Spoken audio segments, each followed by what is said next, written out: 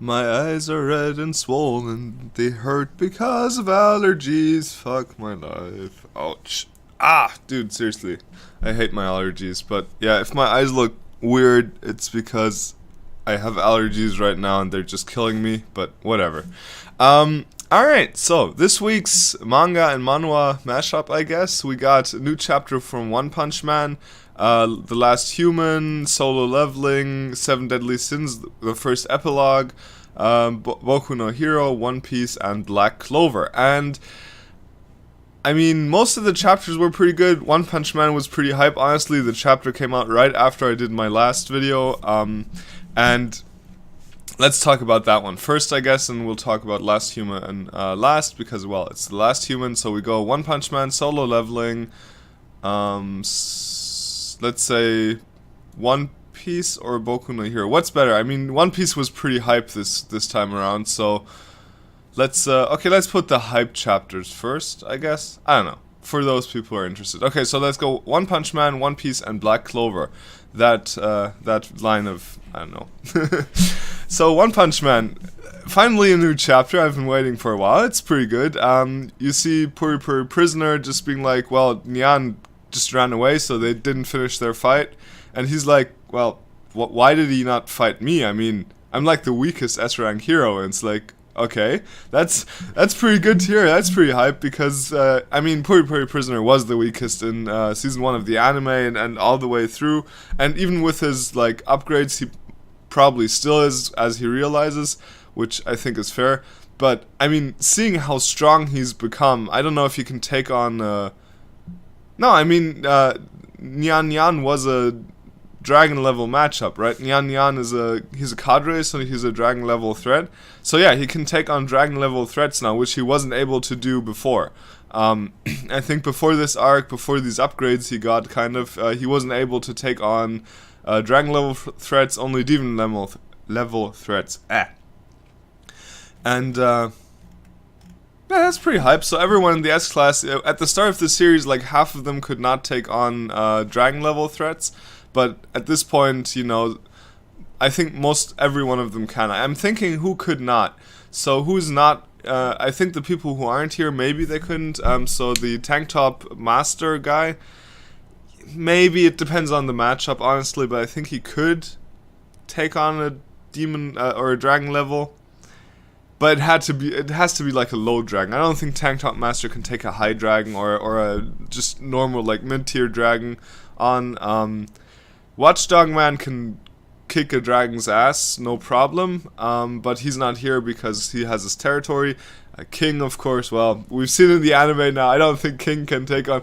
Well, King has the ability of meta luck, so he can take on dragon levels just with his luck, basically, because Saitama will be there to punch out the dragon.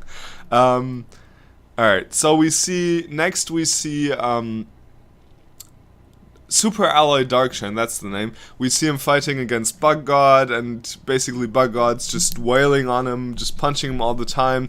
And he's like, Superalloy Darkshine says, the strength of insects is indeed my goal. So apparently he trained so much because he wanted to be as strong as an insect? What? I mean, I'm not associating insects with strength, so maybe that's like my misunderstanding of what is meant here, but I'm not quite sure what the strength of insects is supposed to mean. And then he's like, well, by God, you're just fucking shit. You're just way below my expectations. Like, screw you, this is boring. And he says, well, I've oversized muscles, but I'm one of the 3 heroes you absolutely cannot anger. One being King, one being Tatsumaki, or King being the stand-in for Saitama. One being Tatsumaki and one being himself. So then Bug God is basically like, well, you know, are you underestimating me? He goes into some transformation mode, looks way more scary, apparently probably is stronger. High Demon, I don't think he's a low dragon yet, so he's probably like a high demon in that form.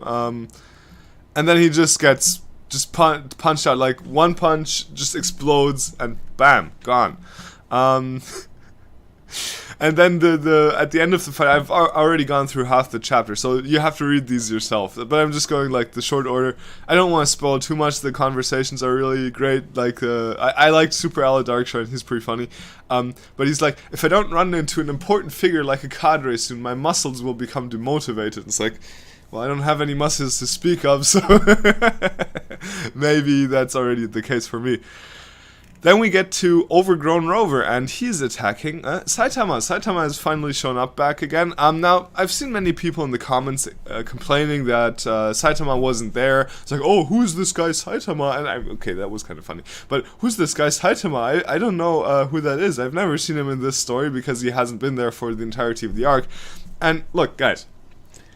The thing is that One Punch Man is very formulaic in the sense that every storyline will end the same way. Every storyline ends with Saitama punching out the head of the opponent, like the strongest opponent. So if you already know what the end is, the suspense and the action really can't come in for the end. It has to come in for the journey, you know? And I really love that every side character is getting like their little story arcs, that every one of them is getting stronger and stronger. And we see Puri Prisoner got a lot stronger this time, and what will happen is he'll get the shit kicked out of him by some even stronger monster, and then someone will kick the shit out of that even stronger monster to hype them up to be strong, then they will get kicked, and then Saitama shows up and just fucking punches it out with one punch and it's over. So because the end is always the same thing, Saitama won't really get a serious fight either way. It just has to build up to like the most epic, badass villain monster that could ever possibly exist, where it's like, holy shit, every S-class hero got the shit beat out of them, and oh my god, how can this thing be beaten? Just Saitama shows up, bam, it's gone. Well, this is a bad punching pose, like that. Alright, so punches it once and it's gone. So basically, what was it? Overgrown Rover is dropping a Biju bomb on Saitama, and he's like, it starts barking and biting the minute you establish eye contact. Stop it! No, stop it! No spitting flames. Where are your manners? He just goes like, sit, and punches him so hard that half the monster association, like the underground layer, just gets destroyed. You see a shockwave. It's an epic panel. Go read it. But like a shockwave just destroys half the underground building, and everyone feels it. We get like reaction shots from everyone in who's currently there, even the cadres, just looking like, holy crap, what was that? You know, and everyone's looking slightly worried, but not quite. And I think what this is just basically Saitama announcing to everyone that he's here. And no one really knows what's going on because no one's seen it except for Nyan Nyan. But everyone knows, you know, Saitama's here now, or there's a presence there now that's incredibly strong.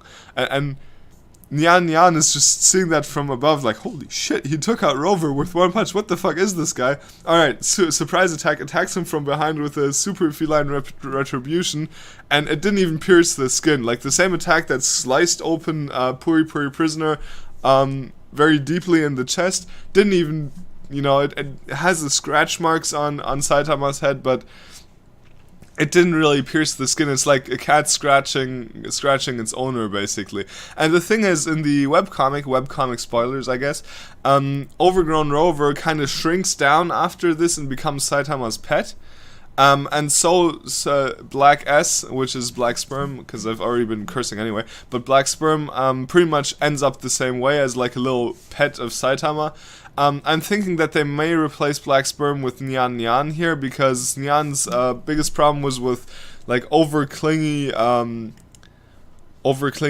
masters, whatever, like Puri Prisoner, but Saitama is just like the live and let live kind of guy, so maybe Nyan kind of reverts back to a cat too. I don't know. That would be a fun dynamic, having like Nyan Nyan and Overgrown Rover as like cat and dog for Saitama. That would be pretty funny. But yeah, Nyan Nyan's like, oh shit, that didn't do anything, and just like, oh fuck this, I'm out, and he runs away, and says, there's no reason for me to put my life on the line for the Monster Association. I wonder who will beat him. So, you know, the other monsters can deal with him, but who will beat him? I don't know, no one probably. And then the last scene we get is Giro versus Tatsumaki, and Tatsumaki just kind of comes in. It's like, hey, are you the boss here? And Giro is like, oh, it's you. And then he's like drops a bunch of rocks on her. You know, I'm gonna kill you and whatever, which is not gonna happen. So I'm looking forward to seeing Giro, the boss. She's the boss. I think it's a she. To see her get crushed in the next chapter. So that will be funny. One Piece, I guess. Next. I'm very sorry, I apologize. I don't want to blow my nose on camera, but the allergies are just running wild. Anyway, so what was it? Hiyori told Zoro that she's Momonosuke's younger sister, and she's like, oh yeah, I was right, it was a gamble to tell you. So you know my older brother, he's still alive. I'm so glad I told you that you're an ally. It's like, wait, but you might be an enemy, you might be out to capture my brother. In that case, that was a mistake. I said, no, I'm an ally. Oh, okay, that's really... And she's like... She's really... odd. Her character... Not odd, but it's like... 999. Not odd, but she's like... She's a bit wacky, like every one of Oda's characters is, from her character... perspective, and the reason she loves Otoko so much and wants to save her is because Otoko apparently is one of her like only friends she has currently, and like her cheerful attitude helped her a lot, and she's one of the few people who actually knows of what happened, and it's their little secret or something. And then she basically talks about how she escaped the castle, which, you know, was something that that I was wondering about, like how the hell did she get out of the burning building. So she says that her mother sent her brother and everyone else to the future, but they didn't send her to the future because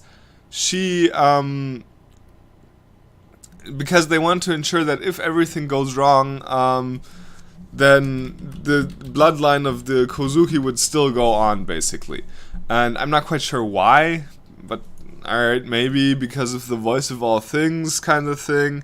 Alright, I don't know. But so she didn't actually get sent to the future, but Kawamatsu, the Kappa, took her. Now, I didn't know what a Kappa was. I had to look it up. It's a Japanese mythological, demon kind of thing. So it's a yokai, a spirit, and I don't know. It's people have been speculating he's an otter, but apparently he's not. He's something that... I'm looking at Wikipedia now. It looks...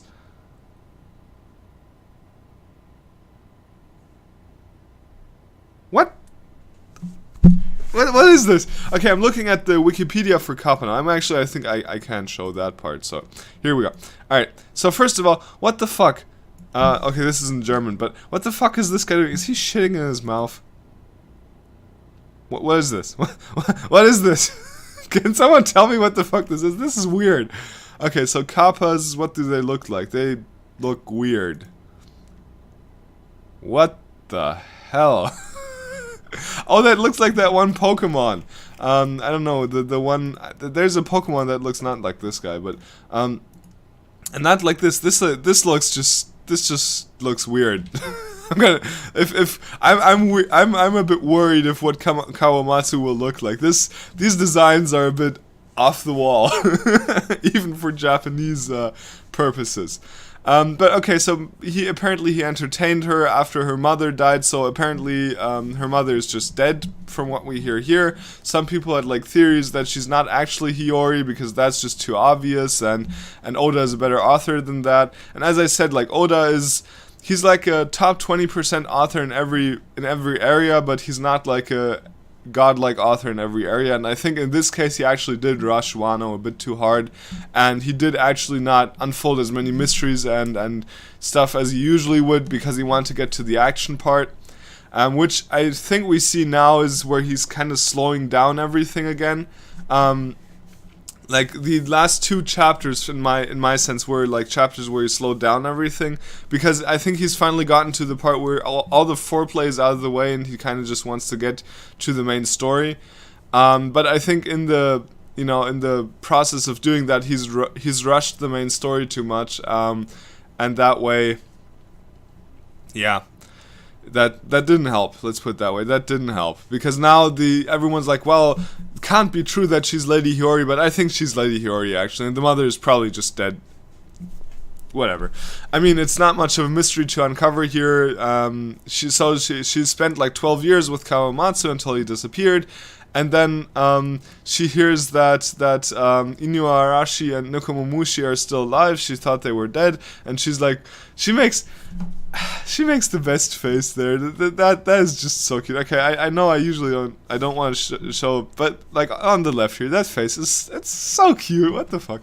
I mean, she still has like a bit of a childlike character, so that's kind of worrisome. But all right. But yeah. So she's talking about Kawamatsu, Denji, Ashura, Joji, and that's the three they're obviously still missing. We know where Kawamatsu is, we know where Ashura Doji is, but we don't know where Denjiro is. Now, some people have speculated that Ashura Doji is not part of the 9 Red Scabbards. I think Tekking speculated that, because he was just like I don't know, he didn't want to follow anyone but Oden, but apparently it's confirmed here that he was. Alright.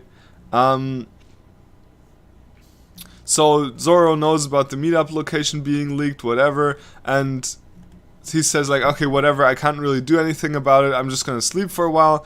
And Hiyori and Otoko are just partying that everything's going so well, and he's like, how am I supposed to sleep? Like, so yeah, he fell asleep instantly. We see a giant cage where the secret police ninja guys kind of throw in every traitor, so to say, every rebel guy they find. It's in the middle of the town square basically, and it's a giant open air prison because they want everyone to see who the traitors are. And the thing is, so the crew members of Law are also there. They're saying they didn't run their mouth, which is something that Law also said they didn't do. But this is also pretty convenient, because that way you can just break out all the rebels at the same time. I think this is what it probably is building up to, is that Law and crew will go there to save his own crew, but in the process they will just free every rebel prisoner, and they will just leave with them to a different meetup location, because the meetup location was leaked, and that was a problem. But now everyone who's in the capital, who's a rebel, will basically be able to be, saved or something by Law. And that, of course, also necessitates that there will be a battle between Law and the 3 people standing in front there, or the people standing in front there, which is like the head of the some ninja guys and some other samurai dudes, some of which look, strong in the way that Oda draws strong characters very uniquely, and there's one guy with long hair, which I think he might be a contender. But speaking of contenders, we're getting to the biggest contender now. Going back to Udon Prison, and we see Alpaca Man and Madillo Man, or Amadillo Smile User, who, honestly, that's not such a bad smile for once. The Alpaca smile is kind of terrible, but the Armadillo smile is actually pretty good, because he gets like a giant armor on his back, he gets armor on his sides, and he has like an armadillo head that can pop up and protect his own head, so he's like an armadillo helmet. So this armadillo smile for once is actually a good smile, which is, I mean, that's pretty impressive. But okay, so we got Alpaca Man with 2 swords and Armadillo Man with 2 pistols, saying that's sea stone bullets made exclusively in Wano. And everyone cheering is like, put those away, the match will end too quickly, what the fuck, you're boring, boo. And he's like, shut up, this is an execution. And Queen's just sitting there laughing, like, are these people blind? This will not end just because of sea stone bullets. And he's just having a good time. Like, Queen's just sitting there like, he's just having fun. So that's pretty cool. And so Luffy says, hey, Grandpa Hyou, run to the right, bend your knees, and jump. And he's like, what? Okay, whatever. It's like, run to the right, because the Armadillo Man starts shooting, and apparently he has like an automatic pistol. Like, those look like those flintlock pistols you should have to reload, but it looks like he has like it on auto fire. It's like bam, bam, bam, bam, 4 shots with 1 pistol, which, believe me, pirate flintlocks could not shoot 4 shots in one thing. but in one go. But yeah, basically he has this little like sea stone Glock over there. So here, Grandpa Hyou runs to the right, dodges all the bullets by that, bends his knees, dodging like a spit attack from Alpaca Man, and Alpaca Man basically swings a sword like, ah, you bastard, and then Hyou jumps and just hits him right in the jaw with his head. And basically takes out Alpaca Man. Not quite, but almost takes out Alpaca Man. Whereas Luffy's just kind of like dancing around doing like the Irish jig. He has his hands like on his sides like they do in the river dance thing kind of. So he's doing the river dance like over there dodging all the bullets. While Grandpa Hyou's like, what the fuck was that? Can you see the future? And Luffy's just like, now to the left. And he runs left. Alpaca Man gets back up, smashes like, ah. So yeah, we see Luffy's future sight observation coming into play here. So this is what he learned against Katakuri, and he's just been training this apparently in between. And now he can see slightly into the future, and he just sees everything these other people are doing, which is very impressive. So this is the ability that Katakuri taught him. So then Luffy grabs the other dude, the Armadillo Man, and goes in for a punch and just pulls his punch. And then we see like the Armadillo helmet, which is just, I thought that was great. I think this is like a pretty good smile, but he's like, shit, this is just normal armament. This is not the one I'm looking for. And meanwhile, so Armadillo Man's like, what? Why is he not hitting me? And meanwhile, Grandpa Hyou's like, which way now, Straw Man? Because Alpaca Man's closing in on him and almost knocking him out of the ring. And Luffy just grabs him, gets out of there. It's like, hey, this is more fun. And Hyou's like, hey, put me down. I don't want to be more trouble. And it's like, dude, the heavier the better. I'm training here. And then he was like, yeah, I noticed that. So even though you were caught and forced into an execution game, you've been stopping your punches short and shouting, I did it wrong, over and over. What exactly are you doing? And Luffy's like, well, I want to punch them, but I want to learn, a punch powerful enough to push them back without touching them. If I can do that, I think I'll be able to break through Kaido's tough scales. But I won't know for sure until I try. And it's like, okay, so we've got a confirmation of that, but from Luffy now, where he says like, yeah, I've seen this with Rayleigh doing the thing. I've seen this with what the fat guy with the axe. I forgot his name.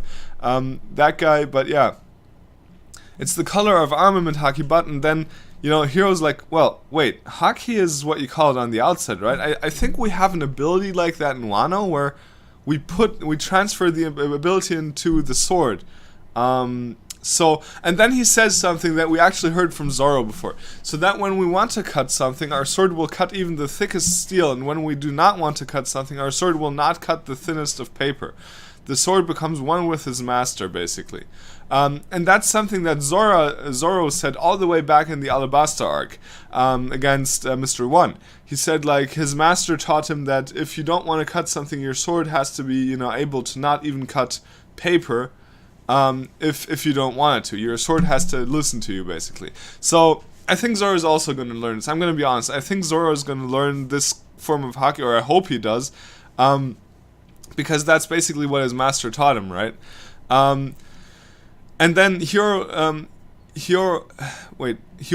that's the name. Hyogoro says, okay, wait a minute. A long time ago, I learned that technique from a sword master. I do not know if I will be able to teach it to you, but please watch this. And he gets off, and he runs towards Alpaca Man. It's like, okay, please tell me what happens. Because he obviously, if he can't dodge it, it's worthless. And he's like, okay, he's going to swing with his right hand. And he just dodges that way with his right hand. And then he goes like, just... and punches him out with the same technique with like one go, and Alpaca Man's out for the count, and Luffy's like, whoa, he deflected it, and Queen's just having a laugh like, ha ha ha, looks like you've still got some life left in you, Gramps. So Alpaca Man's out, and and Hyogoro just goes like, and everyone's like, oh shit, Grandpa Hyou is actually Hyogoro of the Flower. And he's like, so what you were trying to do, was that it? because if that's it, I can teach you. And Luffy's like, yeah, that's the one, please teach me. So it's pretty hype that Hyou is still a contender. That is pretty cool. And I think Armadillo Man is like the perfect target to train on, because now it's 2v1. Maybe some more will come into the ring later, but now it's 2v1 against Armadillo Man, and his armor, right? He has thick armor. So basically what I think will happen is next chapter, they will, just try to hit Armadillo Man from the back and just try to get through the armor with this technique, and Hyou will probably teach Luffy how to do it on Armadillo Man. And I don't really know why Queen is just sitting there and just relaxing. I mean, maybe it's his character, maybe he's not worried, but that's pretty, like, Queen has to be strong if he's just sitting there like, yeah, I don't give a crap. Like, he's learning advanced armament haki right in front of my nose to take out Kaido, but I'm just sitting there like, whatever. So, yeah. Alright, so that was the One Piece chapter. Very hype. I would recommend reading it, definitely. Sorry, allergies. And then we get to Black Clover. Also a very hype fight chapter. So the whole making friends with the elves didn't last, like that whole arc, or well, the arc is currently going on, but I mean like the whole talk no jutsuing Patri, that didn't last too long. Now we're back to the devil fighting, and he sees like the door to the exit, and there's someone standing in front of it, and who is it? Well, it's Licht. So he's talking like, I shall not let you pass, and so, like, even though you're half awake state, you still won't forgive me. That's a given, I suppose. The grimoire I could not take from you, I have taken it from those you treasure instead. And Licht just looks at his sword like, yeah, shit. And then the devil just unleashes on him like spear lightning. Licht reflects with his sword and throws it back. Shield of Earth, so it doesn't do anything to the devil. Storm of Swords, he can basically dodge all of those or fend them off because it's Licht. Then Smash, and then Bind. And now the thing is that the magic creates apparently like non-magical or like elemental substances and just moves them. So the devil's magic is basically not magic, so it can't really be absorbed as much by Licht's sword, which really sucks for him because now he's in a bind. And he basically says that your magic absorbing sword cannot seem to absorb matter itself. Quite an unfavorable matchup. So as long as the devil basically uses matter, even if it's imbued with magic, as long as he uses matter with his magic, with his word magic, Licht can't absorb it, so he's kind of screwed as long as the guy doesn't use light magic, right? So, or fire magic or whatever. So it's like Iron Lance, and he goes to kill him, but then we see the whoever the elf is that basically possessed. What's her name? The Charlotte Rosalie, who possessed her body. She's coming in like, hey, I followed them in and saw that one guy was defeated pretty quickly, so I came up here to help. And then we see Yami came there because we were wondering, where was Yami last chapter? Well, he just went the other way. He was like, shit, there's like two strong presences. Nozel goes that way, alright, I'm gonna go the other way, basically. So Yami frees Licht, and basically now it's 3v1 against the devil, which is like 3 of the strongest fighters we know. It's like 2 Magic Knight captains, Charlotte Rosalie in elf form, which is a stronger version of her with more mana. Licht, although still only half awake, is like the strongest elf ever. And Yami, who is, in my opinion, one of the strongest, like, at least top 3 captains in the Magic Knights. So, we got 3 of the strongest people in the whole, like, kingdom, or in the whole universe against just the devil. And he's like, hey, this is a lively bunch. This is gonna be fun. And so he counters, like, the rose vines with like a wave of flames first, like get sucked in by. So it's an epic fight. I'm not gonna narrate the whole thing, but it's just fucking OP magic he has there, because when the wines come to him, he just says like, wither. He just says the word and all of them just kind of go away. And then he gets a Dark Cloak Dimension Slash that hacks off his arm where he's holding the grimoire. But I think that next time, even if it did get hacked off, he's just going to be like, heal, and it's just going to reattach. So, yeah. And he just comments like, "Hehehe, what wonderful coordination. I thought you two were surely on bad terms." And then, like, the last part of the chapter, that was a bit of a doozy. So, spoiler warning for that, definitely. The other one we were kind of looking forward to, but spoiler warning for that. Nero goes to, what's his name?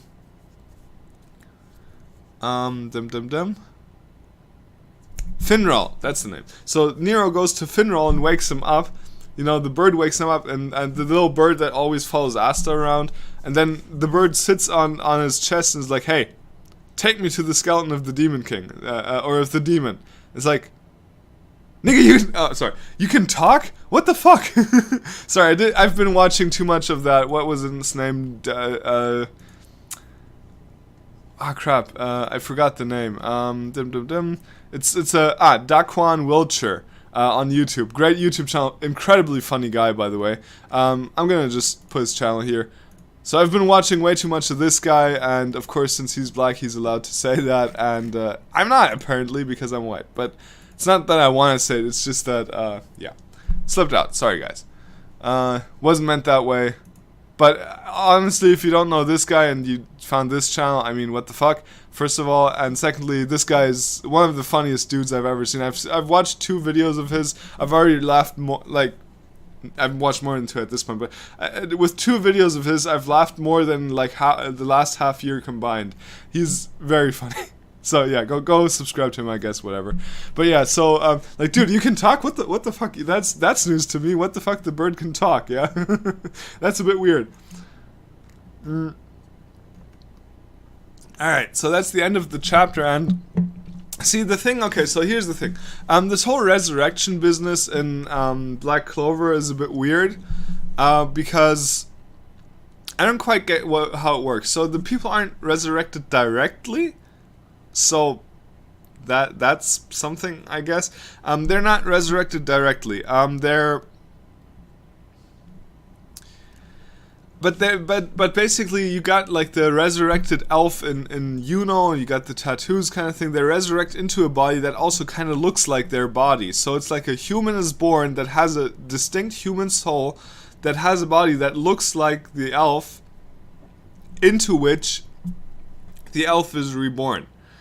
And that's how people say, like, oh, Asta is like the reborn version of God knows who, maybe the Wizard King, or Nero is the resurrected Wizard King, or whatever. I'm not quite sure on the rules here, to be honest. I don't know how this works. Whew, sorry, I need to stretch a bit because I had a hiccup. I don't know. I'm not quite sure how this works. I don't think Asta is actually the resurrected anyone. I think that would be lame, honestly, because Asta should just be like the poor magicless boy who, you know, who fights his way to the top even though he's like the ultimate underdog. That would be fun to see, but if he was like a resurrected something or other, that would be like, whatever. But Nero being able to talk, that one's a bit weird. So he wants to go to the skeleton of the demon, and that means that he's either connected to the demon, or he's connected to the Wizard King statue on top of the demon. That's the 2 options I can consider right now. Or there's something in there that we haven't seen yet. But I'm quite interested in what happens with Nero next chapter. That I would like to see that. Alright, so next on manga, solo leveling. We got introduced to this blonde chick, S-rank Cha Hei-in, whatever. She's the vice captain of the Hunters Guild, and a very strong person apparently. And she has like apparently a very good nose, and she's being hyped on at least Choi Young-in's level. Now, I can't remember for the life of me who Choi Young-in is, because I'm just not that good with names when it comes to, like, especially Korean names, because I'm a European, I'm not used to associating Korean names with faces. Apparently that's different than associating, like, the language you love, but the fact that I'm having so much difficulty connecting the names to the faces, because for me, and this is like this, they sound pretty similar, most of them, because I'm not used to them. So that's like, I guess that's a part of a different culture there. It's fascinating how language works in that way, because apparently humans are better at recognizing names or matching names to faces when they know the language or the culture. So it's gonna take me a bit of training to do this, but yeah. What's her name? Because another thing is that Cha Hae-in, the thing is that the names aren't really that different. Like, since I don't speak Korean, there's no way for me to tell male and female names apart, which also is a complicating factor, because in German or Latin or English you have like the A ending, so Anna, or Alexandra. Let's say Alexandra is a female name, and the ER is the male version, Alexander. So if it said Alexander, I would say, okay, that's a guy, and it's Alexandra, that's a girl. But here we say Cha Hae-in or something, and Choi Young-in, and it's like, I'm not quite sure how to, differentiate those two. One's a woman, and the other one I assume is a guy, but I'm not quite sure, Yeah, it's a bit confusing here for me. So I'm gonna get these wrong a bunch of the time if they don't show a picture of them. Go Gon-hye, I think I remember that guy being the president, because I think he was in the last chapter or the chapter before that. Yeah, I think he was in the last chapter. Go Gon-hye was the head of the monitoring division, right? So, yeah, I think. I'm not 100%, but I think that's the guy. Because he has like a distinct name. I think I can tell that one apart from the others. But basically, Sung Yin-woo, I remembered that name. he hypes her up as being like as at least the Go Gon-hye level, like at least high S rank, or maybe double S rank. And she's like, I mean, of course she's a beautiful woman with great tits, obviously. So let's show the panel, I guess. So there you go. This is apparently to some assholes who spoiled the web manga, the web what was it? No, the light novel. According to them, this girl is like his new, I don't know, his new waifu, I guess. And she notices him, She's like, I just felt a strong presence there. Was it a mistake? I felt like Go Gon-hye was there for a moment. So apparently she says that our boy Sung Yin-woo is on that level. So they're both basically telling us that they're basically similar level in strength right now. And he's like, the presence kind of disappeared without a trace. And she's like, there's no way that a busy guy like the chairman would come to visit. Okay, that confirms that Go Gon-hye is actually the chairman of the monitoring division. Oh, thank God. I got that one right. And then she heads to sneeze. So, yeah, I don't know about that one. Or yeech. No, wait. That means the smell on the outside is bad for her or whatever. So she has a delicate nose. I'm not quite sure. Is there like a power-up for the nose? That's a bit weird. Let's be honest, that's a bit weird. Alright, so the mining squad goes in, and basically it's a giant fucking cave with a bunch of monsters that are all dead. And there's wind in the dungeon that's just magic energy.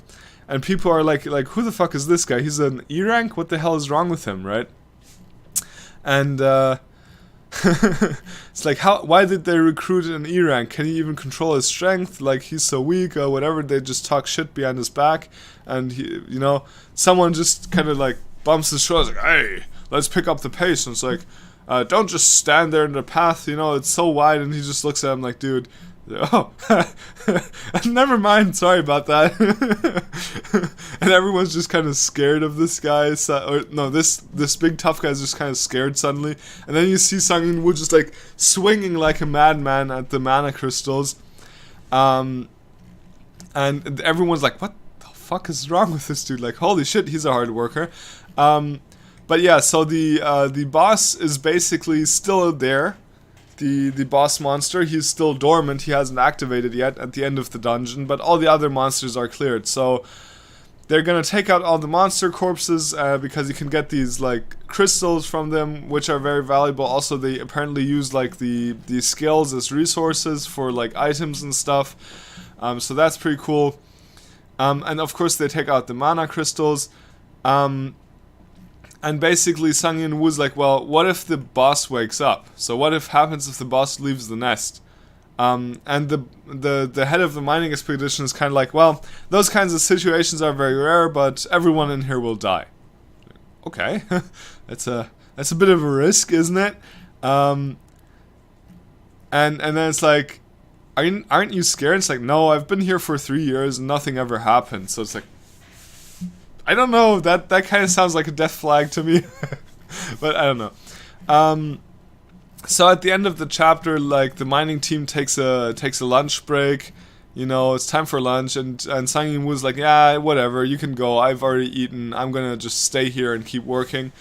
And now that they left, he just kind of runs to the boss room because he wants to see what it looks like. He's like, oh, okay, so that's a giant boss type monster.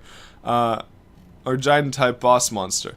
And he means like, this one's strong. It's stronger than Metis, which is like the, what's the guy's name? Metis, who was Metis? He was like the shit. I think that was in the Burning Tower, right? I think that was the like mid-tier boss in the, or the high-tier boss in the resurrection guy in the tower. Yeah, I think that was Metis. Alright. But yeah, so he was like, okay, my current strength will be enough. He just gets his dagger out, and then he says, my inner consciousness is telling me that this is wrong. Should I cut it up? I really want to cut it up. He's just standing there grinning like, I want to cut this thing up.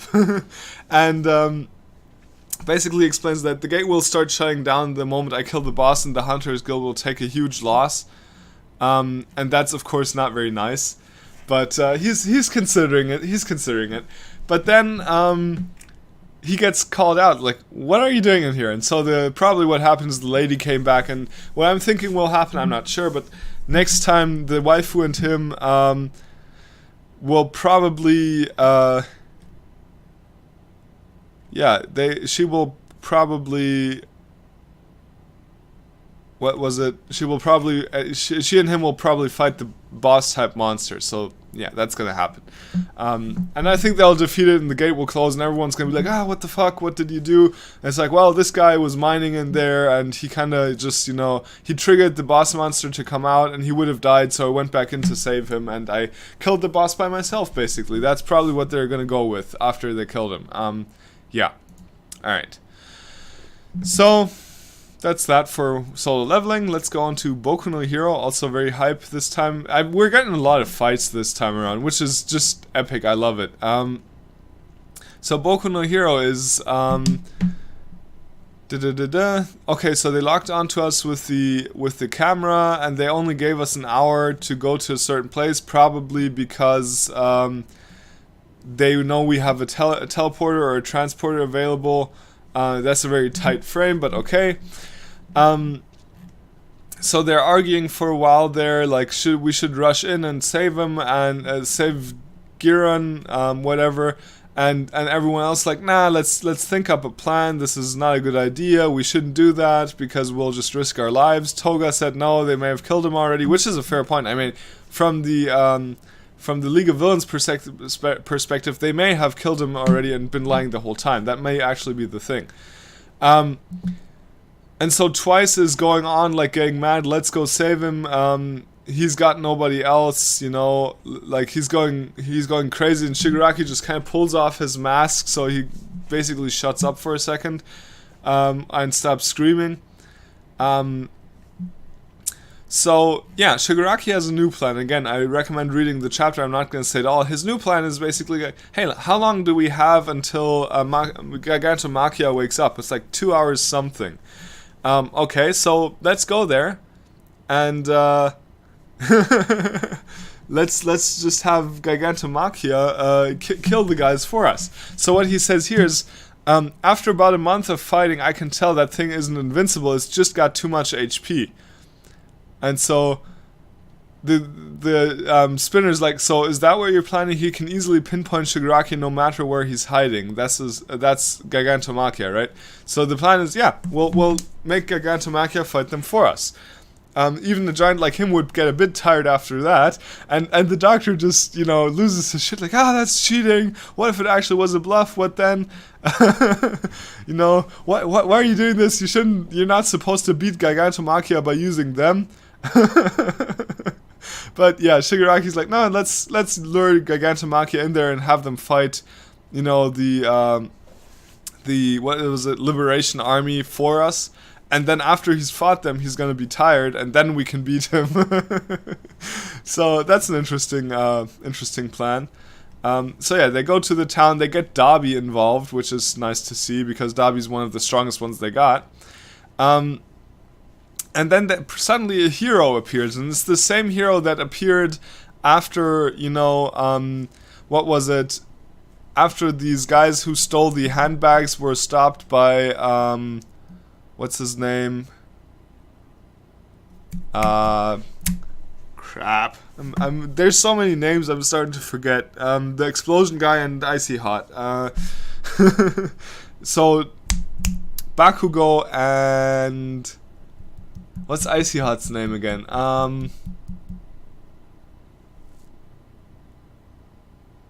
I swear I'm not a bad manga fan. It's just that I just woke up and read the chapters and decided to start right after that. I haven't had my caffeine yet, so I'm a bit, I guess a bit tired. But I forgot what's Icy Hot's name. Damn, I legit forgot. I'm gonna remember in a second. But okay, whatever. So the guy who talked to them a few chapters ago, the same hero guy. Let's just show a picture, I guess. The same hero guy is the one that is the guide for the Liberation Army and leads them into the town, and suddenly they realize, wait a minute, it's pretty empty in here. And they see like, oh, there's other costumed people here, and he just makes this Liberation Army hand sign. It's like, this is Daikia City, 90% of the residents here, heroes included, are soldiers of the Liberation Army. It's a liberated area, so to speak. And they get welcomed by two of the bosses of the Liberation Army, basically being there, which is the party chief and the Shueisha executive woman. And then they just kind of start attacking right away. There's not even any waiting period, you know. Yeah, Shinkyu party and Shueisha CEOs are there. Alright. Shinkyu party leader. So basically they immediately start attacking, and Shigaraki just stands there for a sec, sees the cameras, and he's like, alright, where's the boss? And like, oh, he's the leader, and Gurren, they're basically back there in the tower. And Shigaraki's like, alright, then screw this, we're just running straight for the tower. And there's like two fodder guys jumping Shigaraki, and he just kind of like goes through them. Like he literally just touches them, both of them start disintegrating, and he just runs on. So it's like a fluid kind of motion that there's not even that much of a challenge there for him. So he's just gonna run through, and I think that makes sense. So what would make sense in my estimation is for Shigaraki to run to the middle, Gigantomachia to wake up, run for Shigaraki to the middle where the boss of the Liberation Army is, basically, and then for the rest of the League of Villains to fight all the other fodder from the Liberation Army, basically. And we see that Toga is gonna have a matchup with the Shueisha woman, who basically, she can make the ground explode or something, I don't know. So yeah, Toga gets knocked off her feet because the ground underneath her explodes, and it's like, the perpetrator of the chain of death by blood loss incidents, Toga Himiko-chan, correct? The high school girl's descent into madness, a shocking interview with the girl herself. Would you like to participate? It's like, how about no? So that's how the chapter ends. We got our first matchups. I'm thinking the Shinkyu party leader, who will he fight? I'm not quite sure. Maybe twice, I'm not sure. Maybe Dabi, whatever. I don't know. Yeah, so that's a pretty hype chapter, a lot of fighting too. Yeah, so then we get to the two last ones, which is The Last Human. I think 2 chapters came out, not one every day, but 2 chapters came out. They deliver their friend guy, and they know like, hey, by the way, I know you're awake. The black guy, what's his name again? Damn it. I forgot his name again. I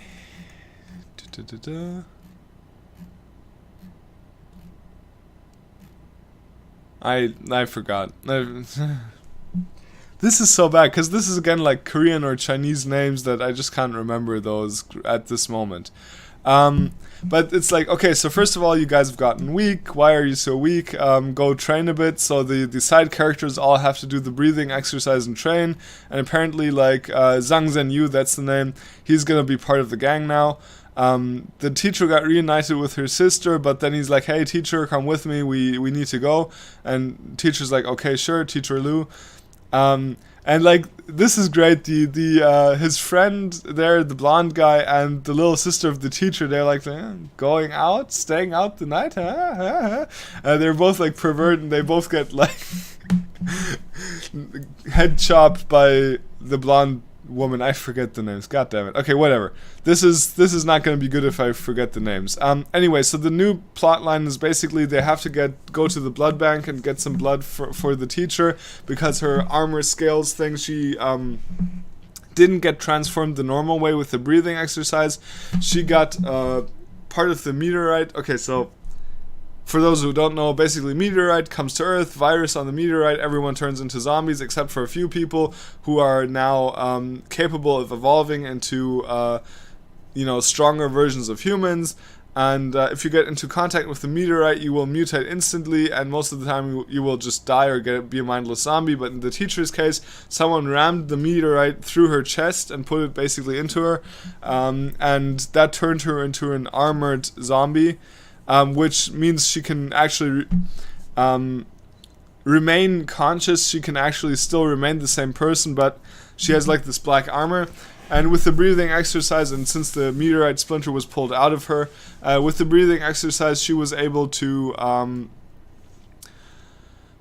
She was able to make the black scales retract to a point where they're no longer visible. So normally, like, black scales would cover her body as a sort of armor and make her incredibly strong, but also she gets a thirst for human blood or just blood in general, because of the zombie part. But if you keep it under control and you drink like animal blood or something, apparently like Twilight or something, I don't know, then it's gonna be okay. But the armor has been coming back because she hasn't drank any blood in a long time, so they go to the blood bank to get her some blood. Basically, that's the outline of the plot. I should really do longer outlines, but I just don't have the time at the moment. Okay, so there's another gang basically going inside, and they want to go, save a friend or something, I don't know. There's a level, stage 1 evolved in there, and they're probably going in there for a friend. Alright, so their plotline ends with them seeing their friend, their friend fighting someone. You hear crash bang, whatever, and their friend comes out, and it's like, whatever, oh yeah, you survived, who was that monster? One of them goes towards him, and he's a zombie. He turned into a zombie, he bites him, and oops, shit, that didn't end well, so their gang's kind of in trouble. Meanwhile, I forgot the name again. God damn it, Zhang Zhenyu was the black guy. What's his name again? Alright, whatever, I'm forgetting the names. Maybe I should stop reviewing Last Human. It's a great manga, but maybe I should stop reviewing the chapters because I just can't remember the names. It's terrible. But okay, so he sees that the little hamster, Shang Biao. Okay. Even the hamster has a name I can't remember. Which is kind of weird. He followed them, and it's like, how the hell did you find us, and why didn't I realize you were here? And then he sees like, wait, the hamster has a friggin' tattoo. The hamster is evolved. What the hell? So yeah, they got an evolved hamster right there. So maybe Shang Biao is maybe a contender now. Who knows? And in the epilogue 1 of Nanatsu no Taizai, the 7 Deadly Sins, basically, we get a very cute epilogue, which I would recommend reading, where Hauser and Griamore, whatever, they're there with Gil Thunder, and he gets reunited with his love. What's his Margaret? Yeah, and the other princess, Veronica, and what's his name? Griamore. They kind of passively flirt with each other. It's like Veronica's like, why are you worried about like Gil Thunder? I'm always worried about you. And then Griamore's like, no, I actually have to be worried about you. And the other guy's like, guys, just fucking cut the crap, just start dating. And both of them like turn red as a tomato. It's pretty funny. Alright, so then we get like a end to every storyline where what was it? Hendrickson and Dreyfus, they kind of, make up as friends, and it's like, look, Dreyfus says like, dude, Hendrickson, I only have you left, and I need someone to cry to, so, there you go. Let's go grab a beer, basically. It's a pretty good thing. It's just an overall sweet thing. I'm not gonna say much. They find Hawks again, who just basically disappeared because he said, no, I'm too weak, and Meliodas, yeah, sure, you're pretty weak. It's a funny scene. I'm not gonna spoil it. Go ahead and read it. I'm not. Yeah. At the end of it all, you see some happy scenes in the Boar's Head Inn in the pub, and everyone like crying and talking to each other, or like being happy, having a good time.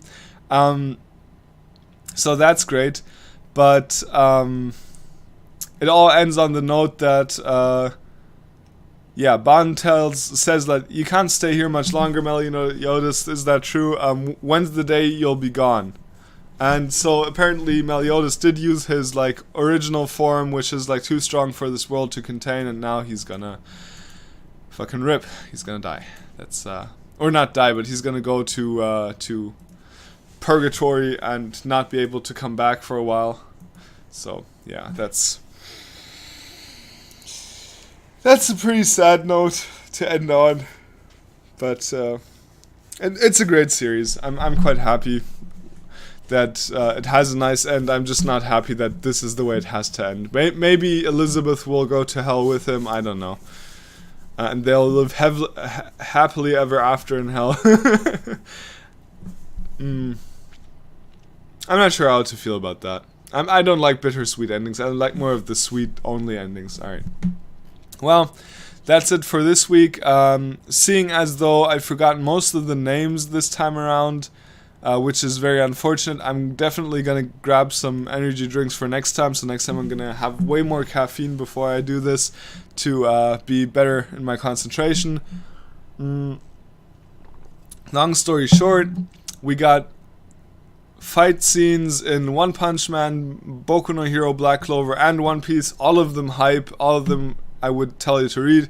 Solo Leveling, Last Human, kind of build up chapters, but also interesting, especially the way it's built up.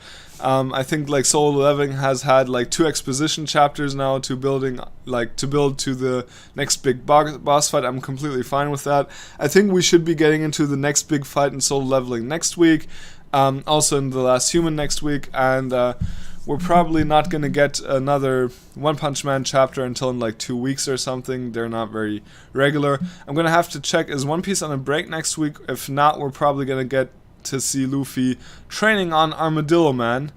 No break next week. Oh, thank God. So we're going to see him train on Armadillo Man to use that new form of Haki, and that's going to be very interesting. So, yeah, there you go. Thank you everyone for watching. Subscribe if you liked it, and I might get more organized with time. I want to separate the what's it called? I want to separate the manhwa, so the Last Human, Solo Leveling. I would even put like the others. What was it? Maybe into that category. I would separate those that appear on Thursdays or before that, or irregularly. I would put those on one list and do them maybe on Thursdays.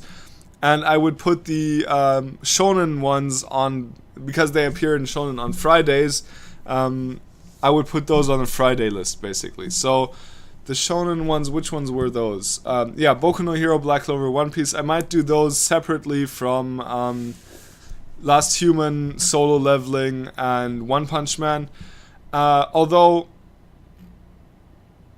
I mean, I want to say I'll review Overlord and Goblin Slayer and Rising of the Shield Hero also, but they kind of like are also irregular when it comes to chapters. A Return as Magic should be special. Okay, so what I'm thinking right now, I'll try this next week. I'm thinking that The Last Human, Moshi Fanren, basically solo leveling, and A Return as Magic should be special. Those three I will put on the Thursday list, and My Hero Academia, Black Clover, and One Piece on the Friday list. And if any one of the others brings out a chapter in the meantime, basically I'll put them either on the Thursday or Friday list, whatever order they appear in, sort of deal. Yeah. Alright, that's about it. And yeah, subscribe if you liked it, and see you in the next one.